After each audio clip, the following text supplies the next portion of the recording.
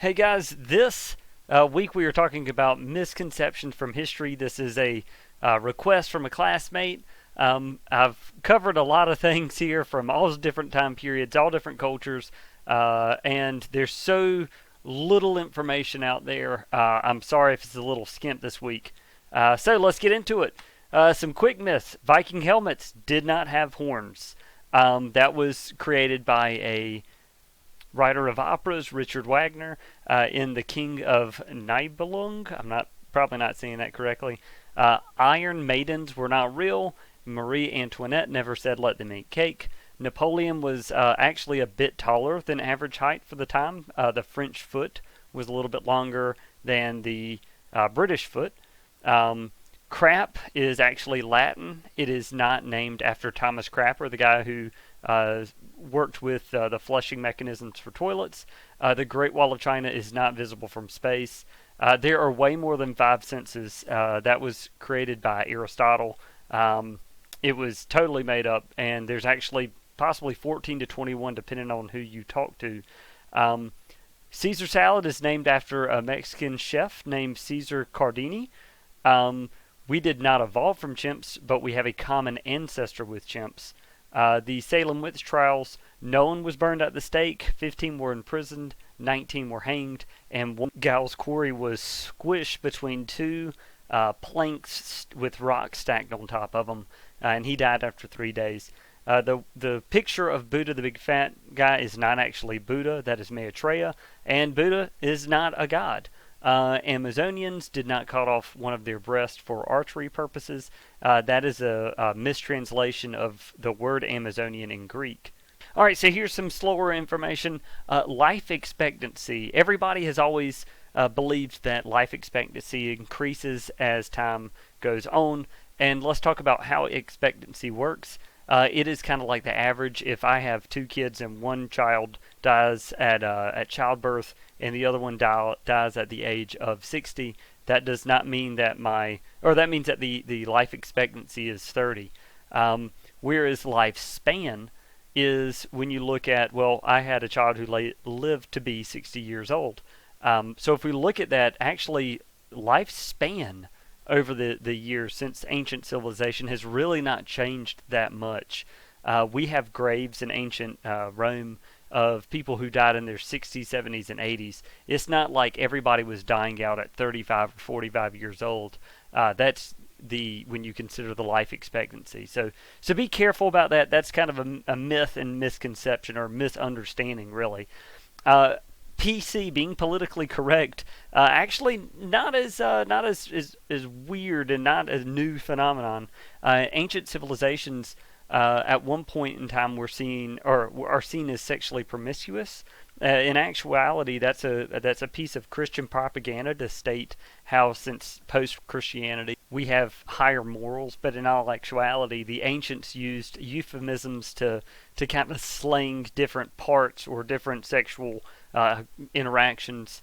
And they actually had clean versions or radio edits of different things that they were doing.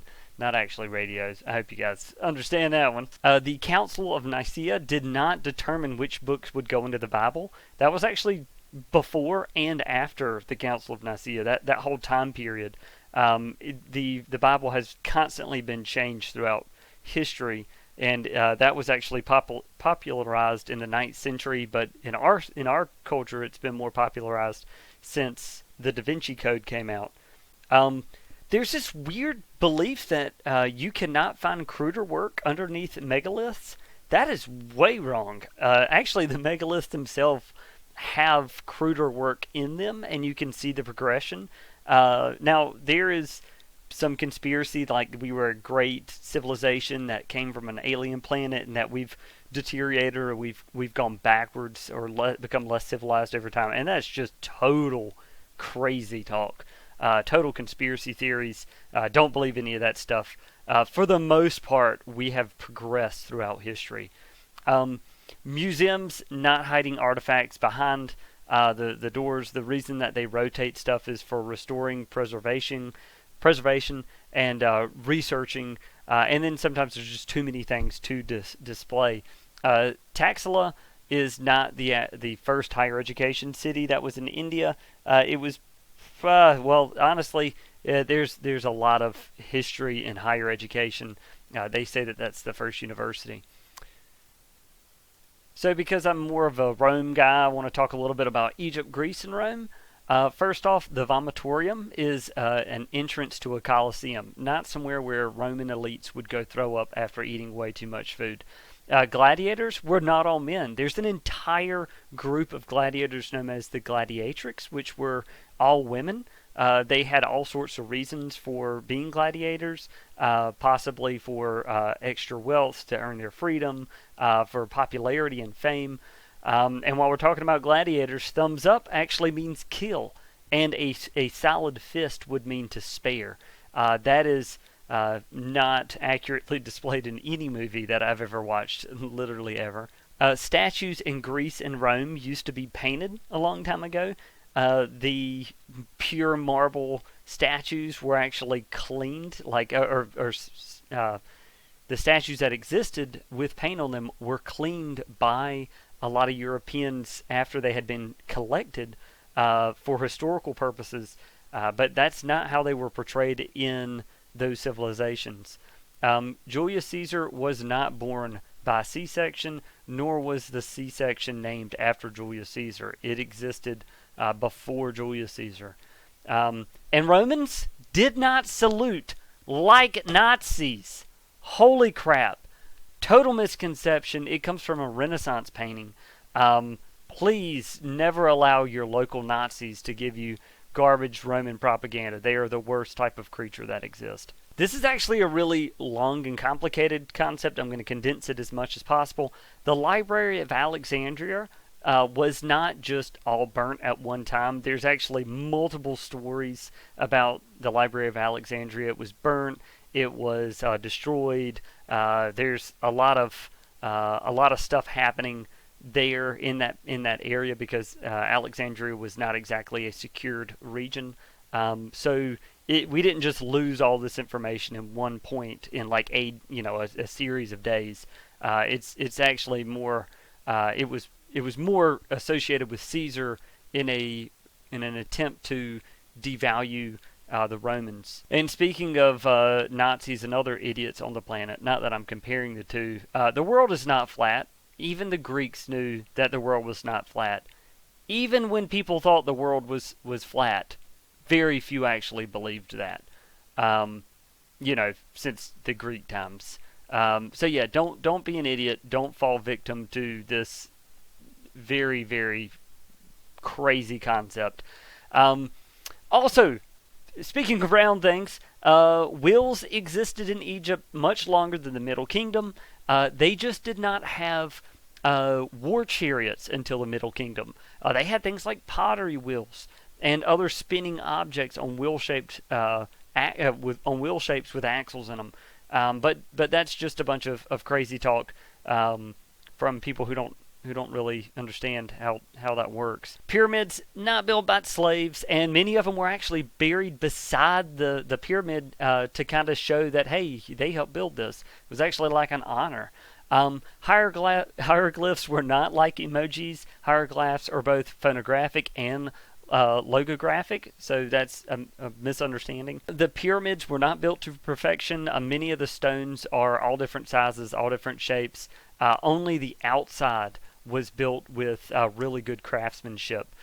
Nero did not play the fiddle while Rome burned.